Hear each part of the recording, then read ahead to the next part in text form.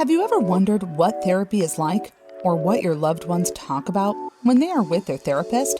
Well, now you can be a fly on the wall in a real therapy session, an unnoticed observer. During this episode, you'll hear a real group therapy session with a modern twist. Our group therapy sessions are done as a mock podcast where participants are encouraged to have open dialogue about their mental health and addiction challenges. As an observer of this episode, we hope that you will learn something helpful for those among us whose struggles often go unnoticed. All personally identifiable information has been removed for the privacy of the participants. Thank you for listening. All right, well, we have an exciting show for you guys today. Joining us, Miley Cyrus. No, I'm kidding. What is this, a late night talk show? All right, what's going on with you guys? Let's jump into it. I got my date. Yeah? Yeah. When is it? The 24th. So is this your second to last group then, I guess? So you're coming up on leaving. Curly, this is big, man. No, Curly, don't leave. This is big. You must be feeling a lot of things and thinking a lot of thoughts. Why won't you leave us, hey? Actually, Yeah? Don't be No? such a yam. I'm not like, Yamming it up. Don't be cocky. on my date. I got my date. Let's talk about it. Because if you're not feeling anything, then you're not thinking about it. I'm not thinking about it. Exactly. So let's think about it. Ooh, Think about it so we can feel about it. getting deep in Curly's weave head mind. Yeah. It's cool. It's weird that I'm actually gonna leave Yeah. because I've been here for like so long. How long? 2.5 months. It's been so long. That's inaccurate. 2 months. Okay. 62 days. who's singing. Yeah, me too. You guys probably don't know that song. I've been here for 62 days, and I've been away for 71 days. Damn. So that's going to be a big change to go back. Are you a different person now than when you got here? I'm much a different person. How so?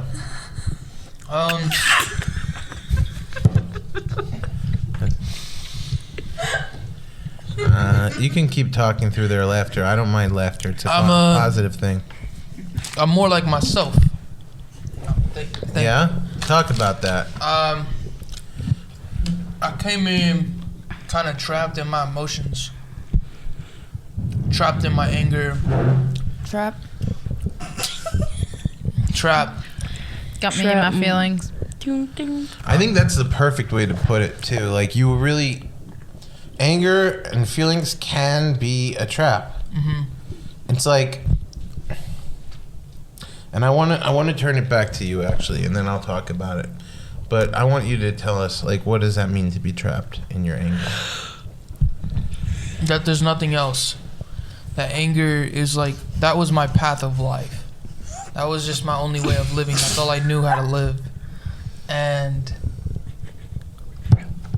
it sucked because it took all the energy out of me. I had no motivation to do anything in life. I had no love for myself whatsoever. I had no care in the world. What the hell is going on? I'm so sorry. I don't mean to be disrespectful towards you. Like, I respect every word you're saying. It's just What do you respect about it? Like, I respect that he's the getting fact out of that here. it's an emotion and that he feels it. And like, Okay, but you're He's staring at me. embracing You're it. staring at me, and you're staring at me. I'm not and you're staring all at you. laughing. because we're all trying to pay attention. Yeah, I'm trying to person pay laughs. attention, and then like, then I hear Kinsey breathing. And then we try not to laugh, but it makes us laugh more. because you guys are making it out like you're not allowed to laugh. So when you're not allowed to, like, then there's this nervous energy surrounding it. And it's like, oh, no, we better not. And then it's like, oh, shoot, we're going to break. True, I like right. So, like, I'm telling you, you have full permission to laugh. So if you choose to, go Just ahead. know that we're not disrespecting Yeah. you. I- We're listening I'm to not everything Yeah. you say. Like, it It's has just nothing to do with it. I was wondering why, because you were all staring at me. and No, you I'm don't have trying to anything on you. They It's okay. they are creating this false sense of nervousness that's causing them to laugh. We're sorry. I'm just telling you, you guys have full permission to feel however you want to feel in this group. Although you So do if have you- like a if you- big red dot on your If if you want to laugh, I'm kidding. you're not in trouble for laughing. Like, obviously, I prefer that you was make messing around. Curly feel respected. That's my preference. Right. But if you can't do it right now, then you laugh. So that's it. But we're not going to take it personally because we Exactly. we That's don't. why I asked. Yeah, like we know you don't Thank mean goodness. it. Like, You know, I need and, that. and you guys I need can not be comfortable personally. here. You can be comfortable in this group. Like, you don't have to be nervous. Like, Ooh, I gotta you let are. some things out. You are. Yeah. We're gonna get to them. I mean, like, you guys should know you are accepted for how you are in this group. Like, that doesn't mean I don't want you to change for the better, but I will take you as you come in here. You know. So if you come in here with like a case of laughter, like. That's something. That's laughter. it's something. It's something going on, and I get it. I totally get it. Who did that? And it is healthy. It is a healthy way to cope with emotion. To laugh, you know, it is healthy.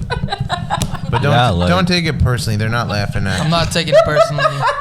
Thank I you. wouldn't have asked if I took it personally. Okay. But Thank you. but I like what you're saying and about how you're articulating very well the feeling of being trapped in emotion. You know, and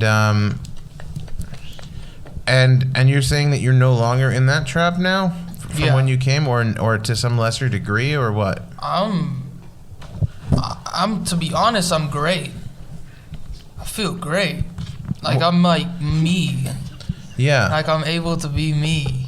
That's so key, Can I ask by you a the way. question? And I think like that is. I want to open it up to your question, but I do want to I want to amplify the point that Curly's saying for 1 second. Like, the best you can ever feel, and this goes for all of you, is to be able to feel good just being you, and like know that you are like enough the way you are. You don't have to try to be special. You don't have to try to be different. You don't have to put on anything, because you're very awesome the way you are. And the great lie that we tell ourselves when we try to take ourselves down is that we're not enough. You know, we're not enough the way we are. We just simply existing the way you are is unique and special. And it took me so many years as a comedian to realize that. You're a comedian? Yeah. But it's one of the reasons I don't mind laughter, you know. But I think like for so many years I thought I wasn't special or unique, and I had to put on some kind of fake persona to be liked as a comedian. And one of the best breakthroughs I ever had was a bunch of years ago, and I realized I was tired of it. I was really tired of trying to be somebody I wasn't, trying to make people think I was special. I'm just going to be me. And I realized something. There's really nobody like me, just because there's nobody like anybody. Like there's You should tell the nobody joke like you. about the guy in one of your other things with the mom who's like 100% disabled or something. That was so funny. That was just a riff we had. I remember that. Wait, did you make that up? No, somebody said that Oh. in a different group that their mom was totally 100% disabled. And then you found out they could walk. And then I'm like, that's not even 90%. Bless you. But anyway, let me go back to your question. You said you had a question. Yeah. Shakira. Did you sense like a shift happen, or did you not notice like a shift happen in like your change and like a question. becoming comfortable in yourself and I kind being of confident? Do you know when that shift happened? grew with it, so it wasn't like such a sudden thing that happened. But I wanna pause you right there for 1 second. I just want to make one suggestion. Again, you guys want to laugh. But if you want not to laugh, there is something you could do that would make it easier, Please do. and that is to breathe relaxingly, just like it will. You know, it does regulate you. You know, yeah, not into the mic, but definitely breathe. Because like one thing when you laugh, you know, you lose your breath from laughter. Yeah. And so the opposite is to gain your breath. So if you're trying to not laugh, you just breathe. That's what I do in school. Like when my friends are trying to make me laugh, I'd just be like, Yeah. and then like I'd be good. Yeah.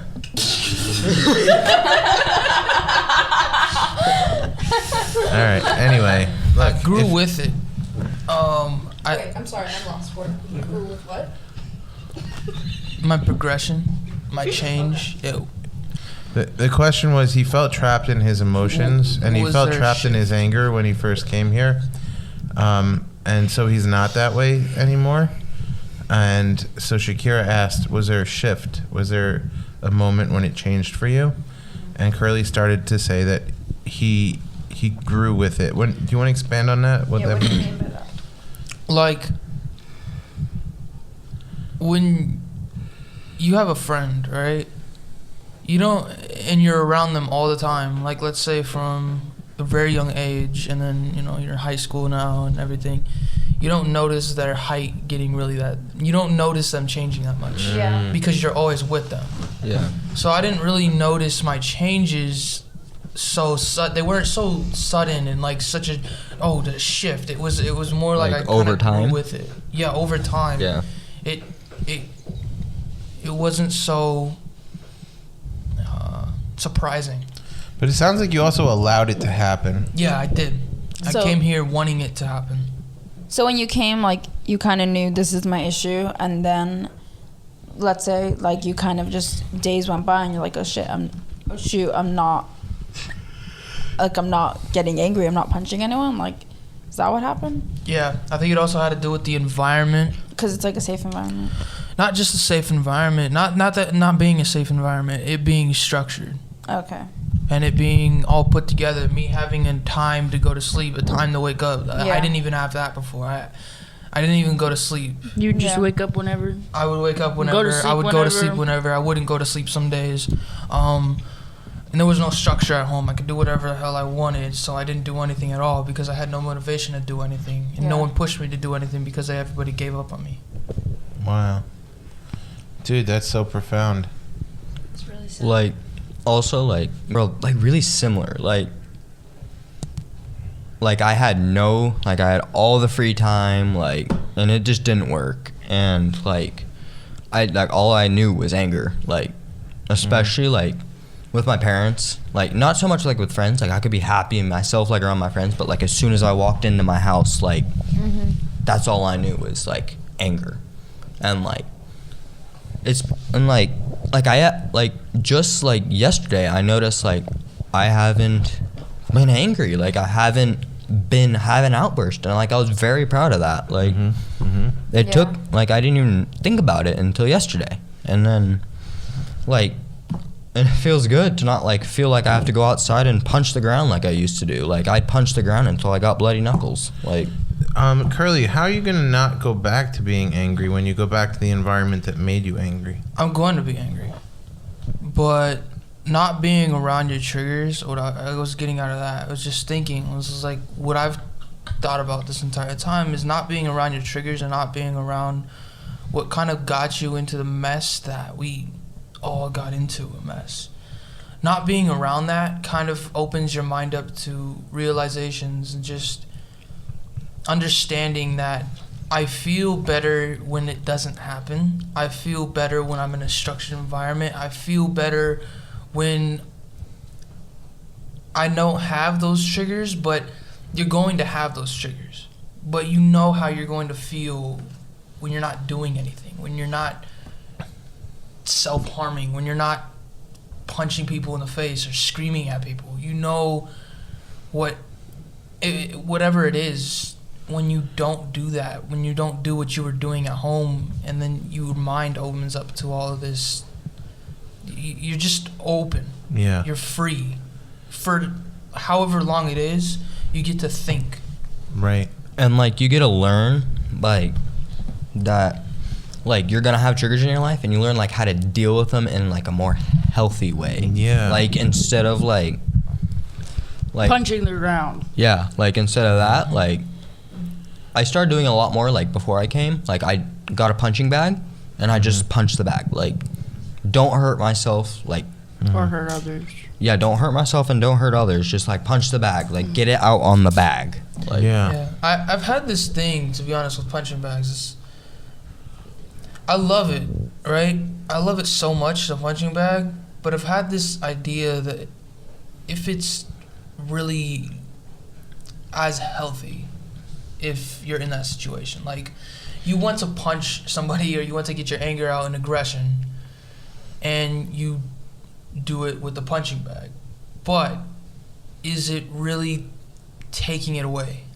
Like, it's a good question. because for me, while I wanted to hit people and while I wanted to just take my aggression out on people, I would hit a punching bag and I would just get angry at it and take everything out on it. But I feel like it enhanced my... Curly, you make a really good point, and you're That very is a good wise. point. You've always been very wise.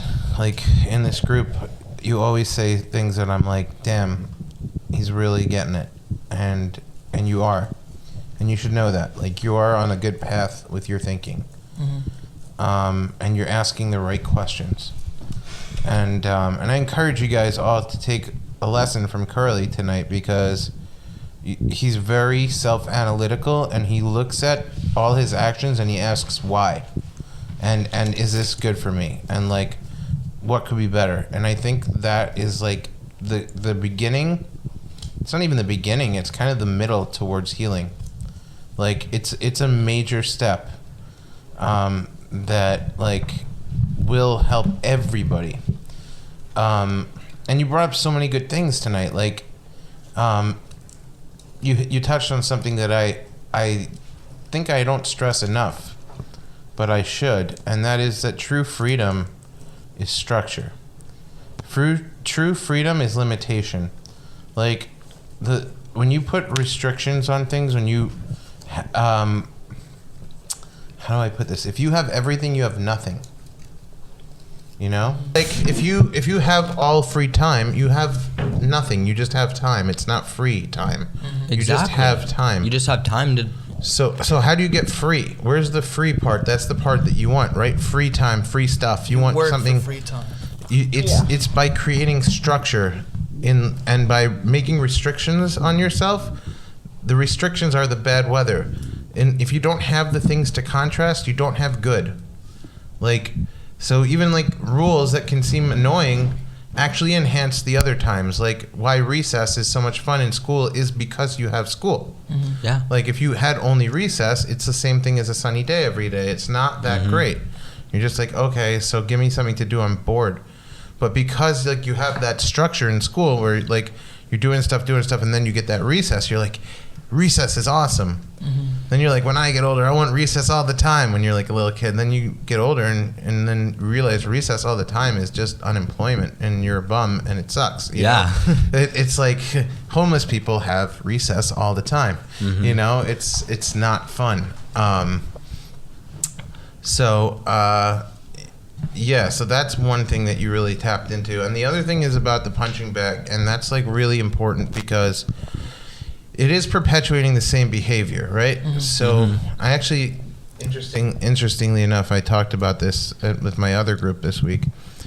And that is that one of the gigs I got once as a comedian a few years ago was to go to the Queens Hall of Science and do a show with, I can't remember the name of the band who sings, "We Are Family, Get Up." Sister Sledge.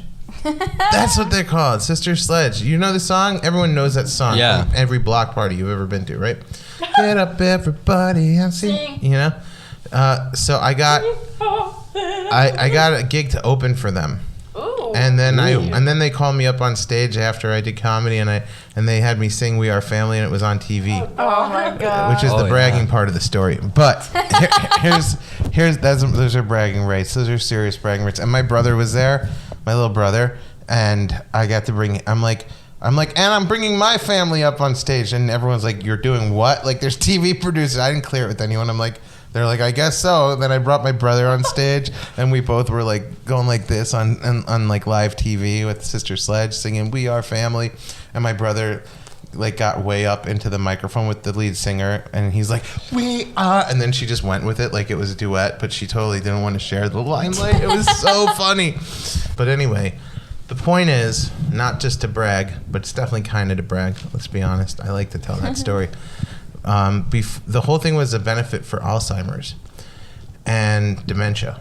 And so before the gig, they had really boring stuff, which was professors and top leading scientists who work in that field giving lectures in this giant hall.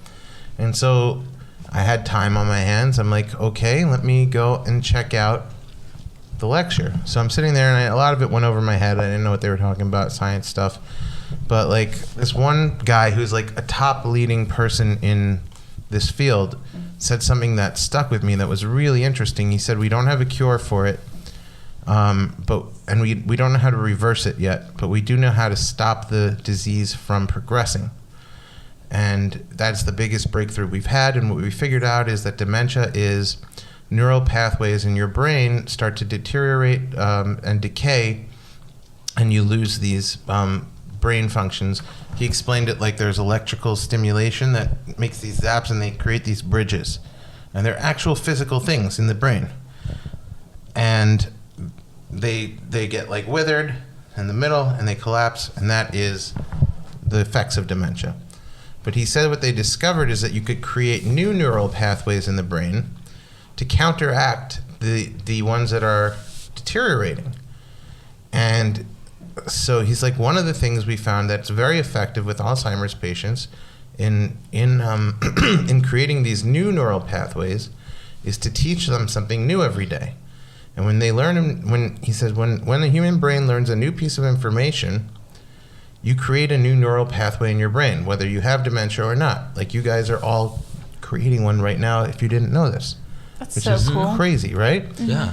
So he said, basically explain that these bridges are information highways. That information travels through your brain on these little bridges, and they're physical things. Like I'm currently changing the way your brain looks under like if you want to. Isn't that freaky? Like I just made all your brains look different. That's and so anytime cool. you teach somebody something new, that happens. So I was like joking around in my head. I'm like, well, so basically the cure for Alzheimer's is to just pop open a lot of Snapples and start reading the facts, you know? but it's so fascinating. So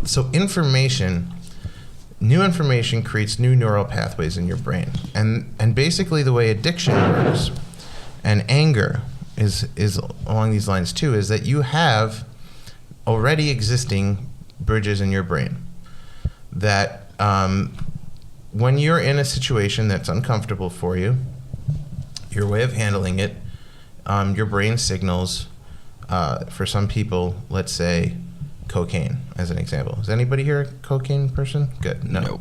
Good. I mean, That's I what have, you no. well, not like every day. But that's not your problem that you're here for. That's why I use this example, because it's nobody specifically here. But for some people, that's it, right? They'll be like, oh, I feel uncomfortable.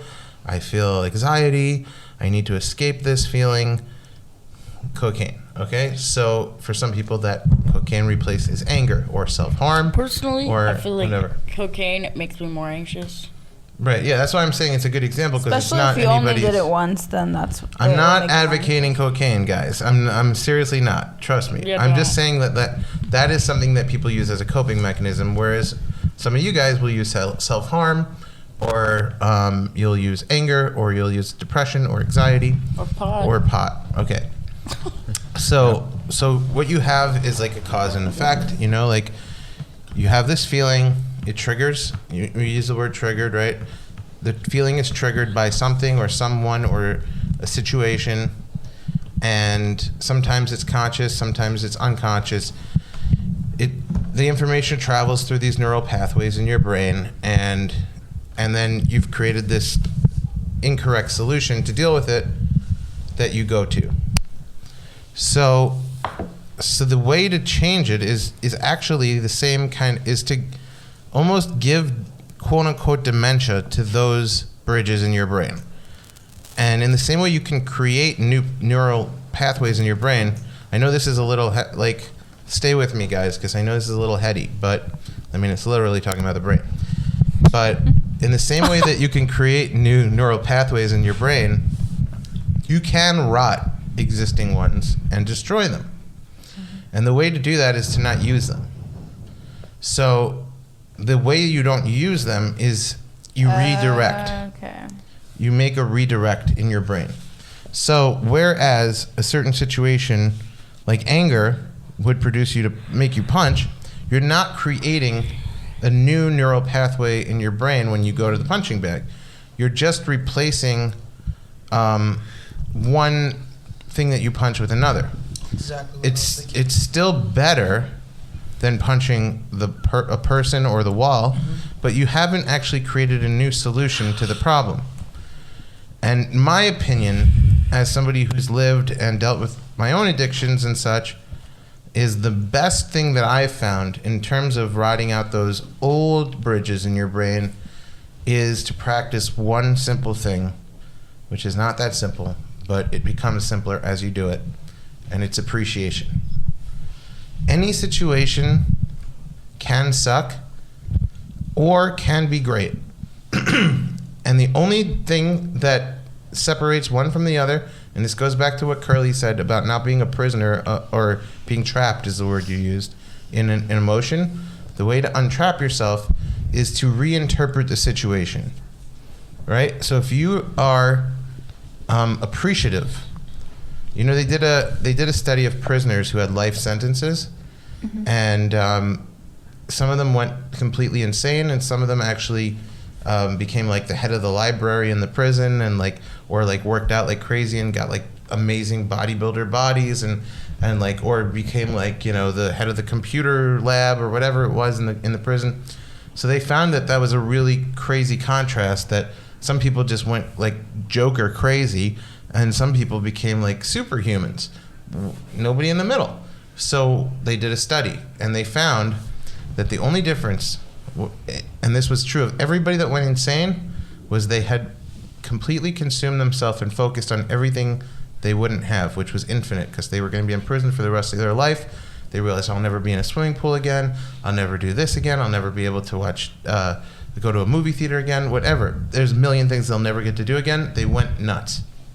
The people who became super productive prisoners, they interviewed them, and every one of them answered the same way. They started to really appreciate everything they had. They stopped thinking about what they don't have. They didn't care.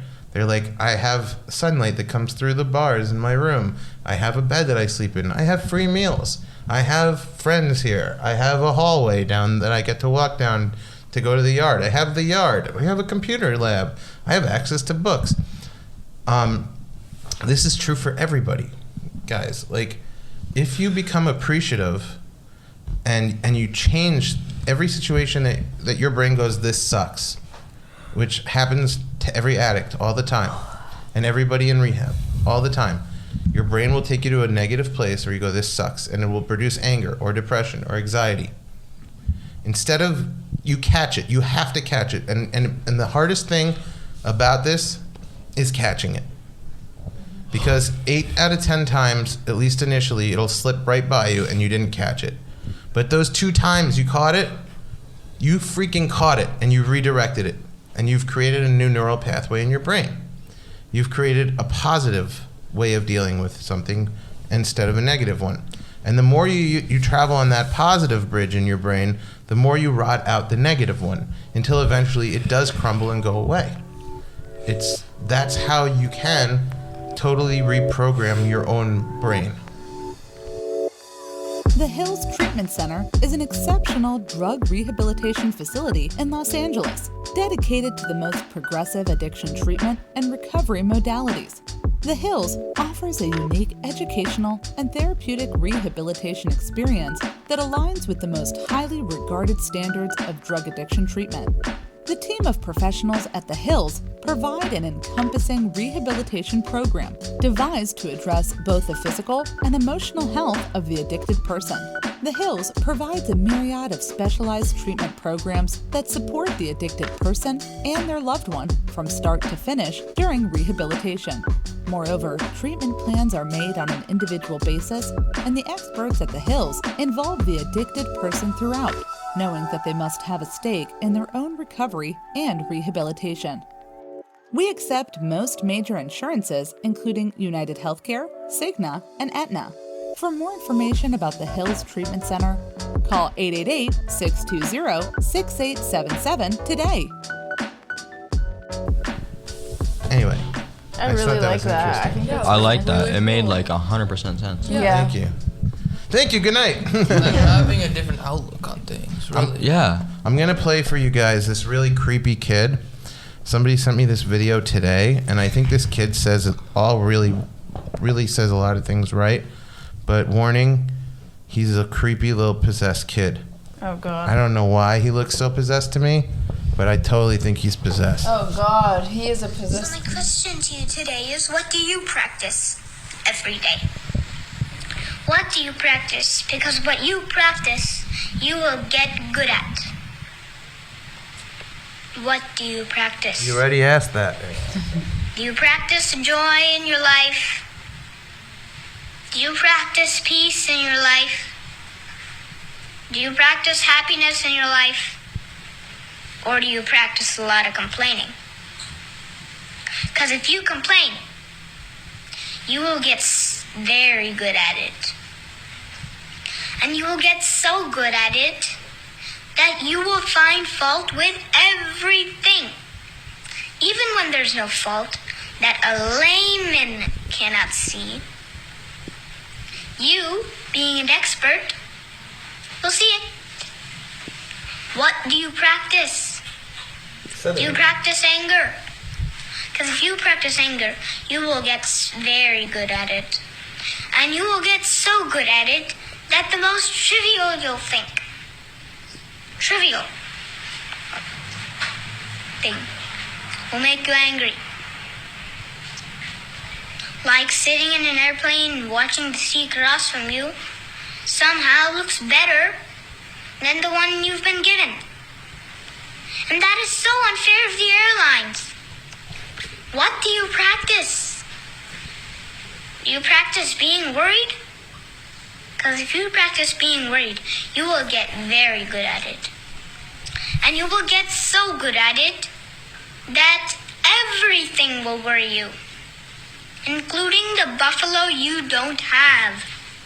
Weird example, but go on. So I propose, if this is true that it's a question of practice, then I propose you practice joy. Wow. So I think that's really good. I don't Kind of know. looks possessed. It Yeah. does look possessed. Yep. Yeah. Was he reading something? Probably, but like the point is still good, you know? Like, Yeah. and it's true. And what he says about practice is kind of like reinforcing what I was saying about those neural pathways in your brain. Like you build habits, you build quote unquote practices, and then you default to them. It's the way that you don't have to think all the time. Did any of you drive? Yeah. Yeah. You don't have to think all the time when you're driving. Like Yes, you do. You gotta be like, oh God, I'm gonna hit someone. No, you Oh my like sometimes gosh, you're just that makes driving and it you're like, oh worse. my God, I'm home already. Right, When right. did I drive? Yeah. Like your brain knows what it's doing because you go into autopilot. And yes, you Yeah. still have to be alert and stuff. I'm not Yeah. saying zone out, but you naturally do zone out for a lot of the drive because you've already established. Your brain is already knows like how to operate the car, where to go, especially if you're going home or whatever on a familiar route. That's true about everything in your life. You just don't always see it like you do when you're driving. Like everything you do is to some extent an autopilot because it's a habit you formed. It's a way you handle a situation, and all you have to do is reprogram. You just go in and reprogram your brain. And the only way to do it is to catch yourself when you're in autopilot.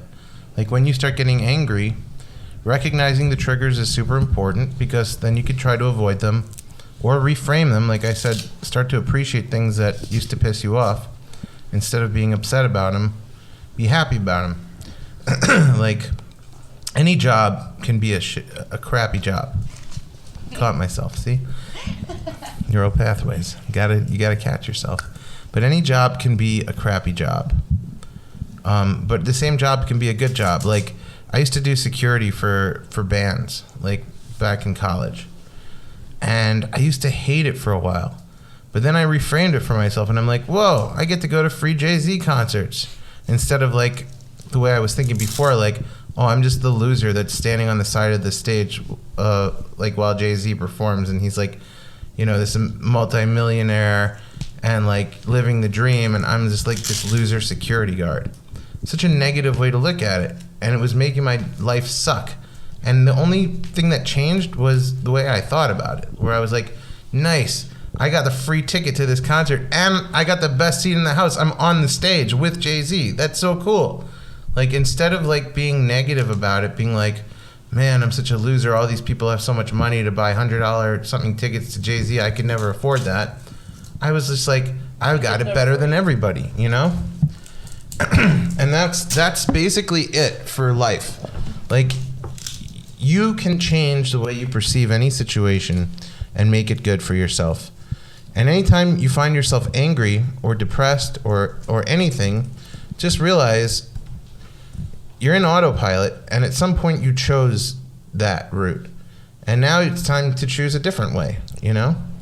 At some point you chose it, whether you realize it or not. And sometimes you don't even choose it. Sometimes you mimic what you see your parents do, and they program you subconsciously so that you just see like, oh, that's the way to handle this situation because my parents handle it that way. But it's not the ideal way. Like, they didn't figure out everything in life, so now you're just copying a mistake. Yes. Yeah, you were going to say something? Yeah, like, I just want to say, like, that I think that really helped me, like, hearing that. Like, because I looked at everything, like, super negatively, and, like, I just, like, think, like, I didn't think I could change that. Like, but hearing, like, about the brain neurons, like, that really, like, because it's kind of like logic, and it's like logical. Yeah. Like, good. I'm really glad that helps. Yeah, I mean, that really did help me. Like, yeah. It's true about anything. Like, you, like, I really think, like, you can change anything about you to some extent. Like, even now, like we see with, and we kind of tapped in this a little bit when we were talking last week about gender, like, gender fluidity. Like, I have mixed feelings on it. I'm not going to lie to you. I have my uncle transitioned, and it wasn't good for him. Like, in my opinion, like, it's not important. It's too personal of his life, and I don't want to share it because it's disrespectful to him or her. But I have mixed feelings because it's very close and personal to me. But I also see the incredible positive thing about it, which is that you could set your mind to anything, even to live as a different gender, and you can do it, which is like so unbelievable that it shows the potential of a human being. Like, you can do whatever you set your mind to, and you can really create your own realities, you know? And to the society's credit, we've come to the point where in society where we're like very loving and accepting. And we're like, you know what? You're so committed that we'll embrace you. You know? And even people who are like on the fence about it, like me, a lot of people like me will just be like, I'm on the fence about it. I have pro and negative feelings on it, but I'm totally about embracing people, you know? I'm totally about getting behind people and being like, I don't totally understand this. I don't know if my opinions are correct or incorrect, but I totally support you doing you, you know? And that's the general feeling of most people in society. So like, if you're living positively as yourself, people will get behind it because people love positivity, you know? Whatever your positivity is, even if people don't even agree with it, or if they're even on the fence about it, people are attracted to individuality and you being good with you. And that's why I preach that, because I will not tell you guys, I won't get behind something that I don't know, but if I feel very strongly about something, I'll preach that. So like, what I'll preach to you guys is be you. I'm not going to tell you how to be you. I'm not going to judge you for how you be you. But I do think get to the core of who you are. And that's why I even said put gender on the shelf. Like, all these things are secondary to you being comfortable with you. Like, after that, people will love you no matter what. People who even disagree with you will love you no matter what. Because people are so attracted to somebody who's good with themselves. So that's all I can tell you guys in terms of advice is get good with you. Like, who you are is not even your gender, it's not your race, it's not your religion, it's the core essence of your being, you know? and get comfortable with that, because that is beautiful, and all the other stuff is beautiful too. But once you get to that beautiful core that is you, people will always love and accept you no matter what other choices you make, you know, or decisions or paths that you take. Any thoughts? And I'm actually very curious to hear what you guys all think of that, because that is a really good way to think about it. Like, I also want to make sure I was not offensive to you. What do you think about what I said? Like, I understand it. Like, I feel glad that there is positivity in the world and people do attract to positivity, and I agree with that. And I'm not offended at all. That's good. Like, yeah. I would be hurt if I offended you. No. I'm just telling you the honest truth, because I'm not interested in ever like lying to you guys. Right. You know. Yeah. I appreciate that. Mm-hmm. Yeah. Thank you.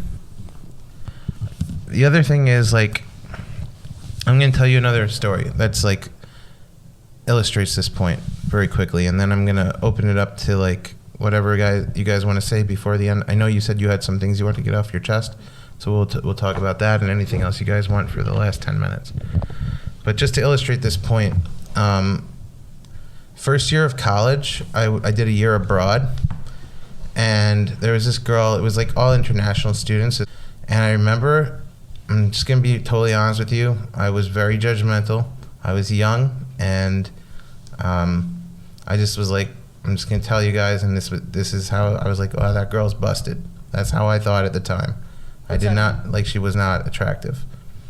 And then she was so confident and so good with who she was. By the end of the first week, I was crazy into her. I was so attracted to her. I remember the story from last time. Yeah. And I realized that was what taught me, like, yes, I was superficial and I was judgmental at the time, and I just like judged her on how she looked, and immediately she didn't look good to me. And that's how I was, you know? That's just the truth of it. As I got to know her throughout that week, she thought she was so beautiful that I believed it. She changed my mind with her confidence in herself. She grew up in a house that her parents told her she was the most beautiful girl in the world. Even though, honestly, if any one of you saw her, probably you would have been like, she's a weird looking girl. But if you got to know her, you would want to be her. Like, girls would want to be her, guys would want to be with her, you know?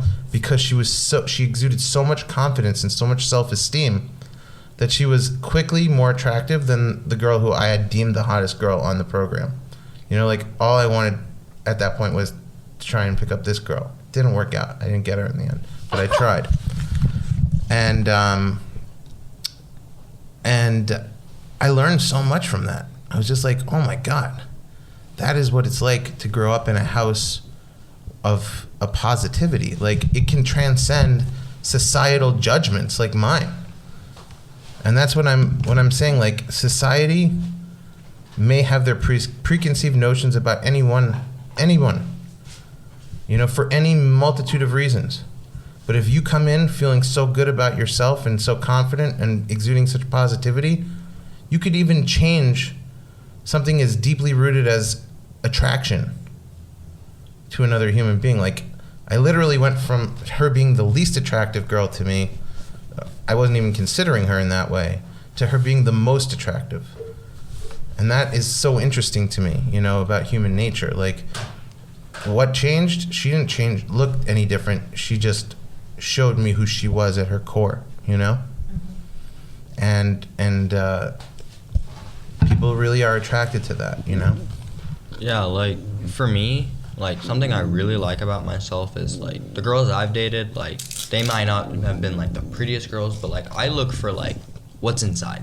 Like, yeah. Like, I don't really care. Like, I'd rather have a girl that's less attractive and, like nice and, like, kind-hearted than this beautiful, like, jerky, like, person. So you know? It really throws a wrench into what we call attractiveness. Like, yeah, like, I look for inner beauty instead of and outer beauty might not even be what we think it is. Yeah. Because that girl changed my opinion about what was beautiful.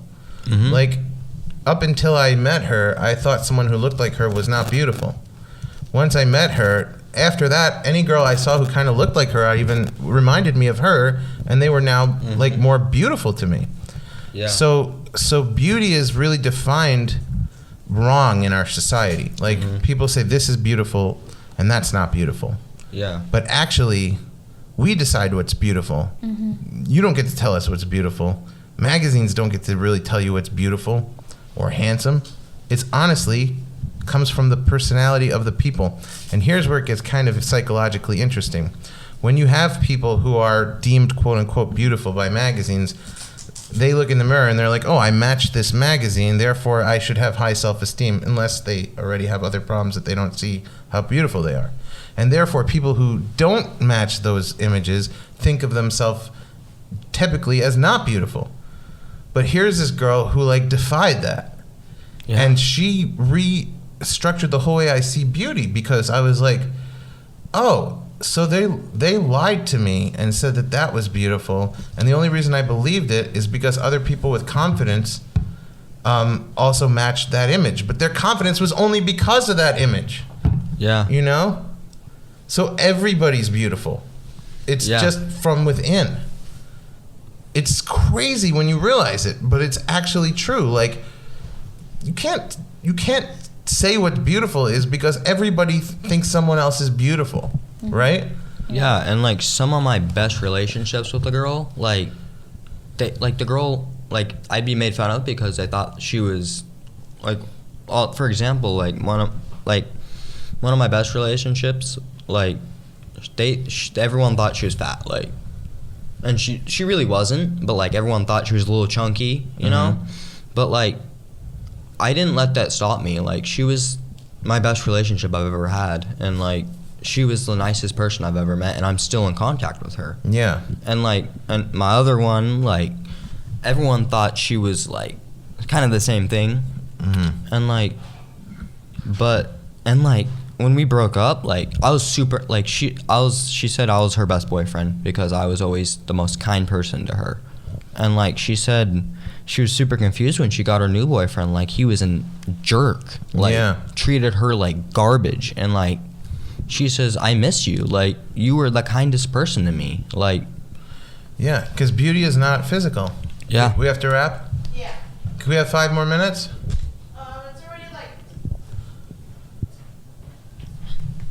It's already 9:15.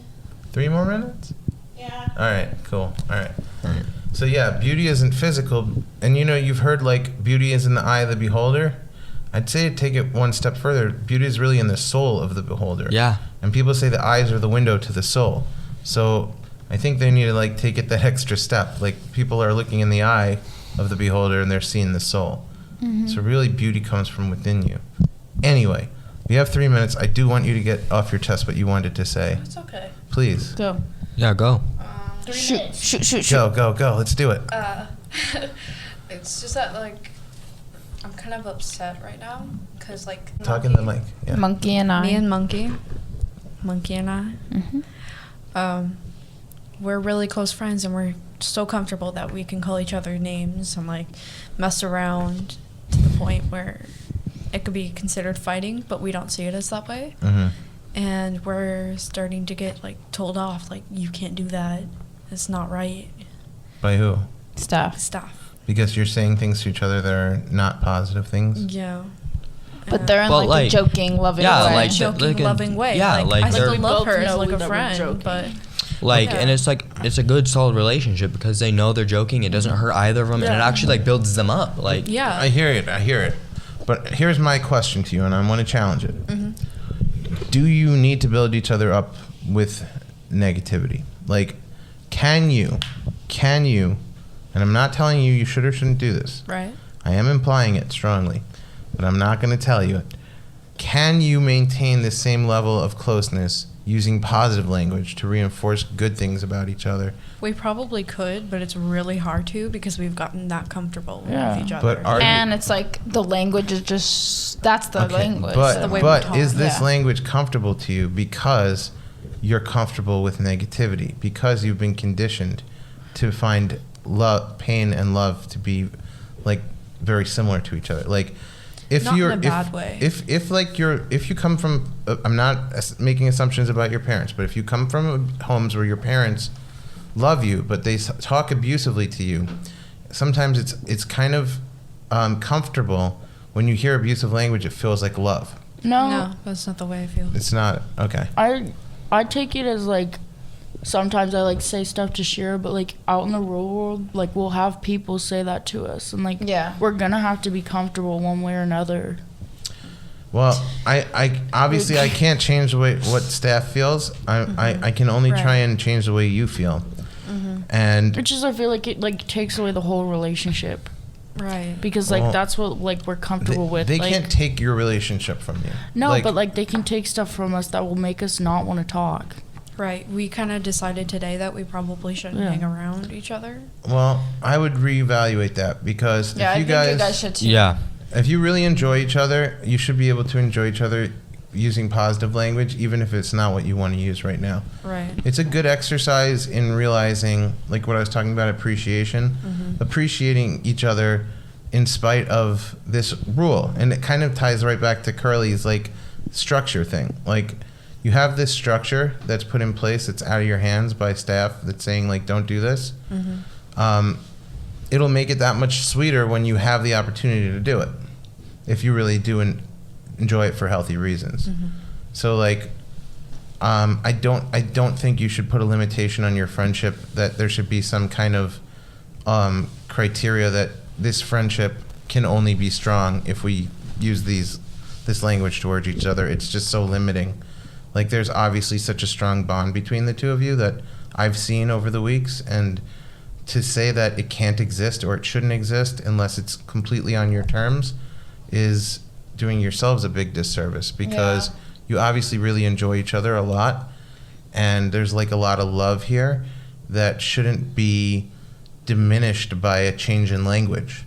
Right. You know what I mean? So take it as a challenge if you have to. Like, yeah. like trying to adjust the relationship to this structure. Yeah. It shouldn't be contingent on that language. Like you guys should have the opportunity, like give yourselves the allowance, give yourselves the freedom to say, we can have this friendship on whatever terms. Like if we have to speak positively to each other. Well, no, that's like what we do. Like we don't always say like mean things to each other. Like we say nice things too. Yeah, we compliment each other a lot. Like what if you compliment each other with the same tone as you used with the negative things? Like we don't. You're so freaking awesome. Nice. You know, like it might accomplish the same thing. Well, no, because I feel like the negative things like we say like in a sarcastic way. Yeah, and it's like funny. The positive things like we say like sternly, like we mean them. Yeah. Like her nickname for me is like shithead, but in like a loving, caring way. So like what's a nice version of that name? No, keep calling me shit. Let's say you called her beauty face. Okay? Instead of that. You could say it with the same tonality. I know. I didn't give it much thought to coming up with that example, but like you could use the same tonality and still accomplish the same level of sarcasm and have fun, and you wouldn't be in violation of anything. I'm gonna start doing that. It's actually take it as a challenge for creativity. I'm gonna start doing that. You know? Thanks for listening to Unnoticed Observer, your window into group therapy. If you enjoyed this episode and you'd like to help support the podcast, please leave a rating and review. For all the latest updates and info, follow us on Facebook at Unnoticed Observer Podcast. Thanks again, and we'll see you next week.